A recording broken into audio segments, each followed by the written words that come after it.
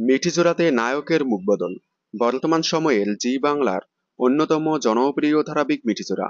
ধারাবাহিকটি online থেকে offline দুই জায়গায় তুমুল জনপ্রিয়তা লাভ করেছে। শুরু থেকেই অনলাইনে হিউজ ফ্যান বেস তৈরি হয়েছে মিঠিজোড়া ধারাবাহিকের। ধারাবাহিকের শুরুতে প্রথমে নায়কের চরিত্রে দেখা গিয়েছিল জনপ্রিয় অভিনেতা সপ্তর্ষি রয়কে।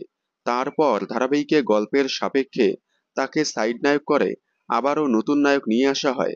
বর্তমানে প্রধান নায়কের চরিত্রে অভিনয় করতে দেখা যাচ্ছে জনপ্রিয় অভিনেতা সুমন দেকে।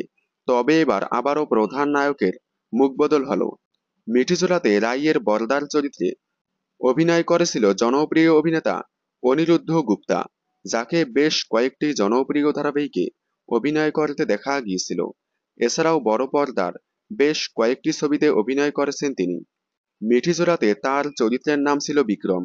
সম্প্রতি ধারাবাহিক থেকে তার মুখ বদল হলো।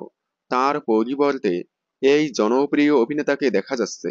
তাকেও বেশ কয়েকটি জনপ্রিয় ধারাবাহিকে অভিনয় করতে দেখা গিয়েছিল। প্রথমা কাদম্বিনী, লালকুঠির মতো জনপ্রিয় ধারাবাহিকে অভিনয় করেছেন তিনি।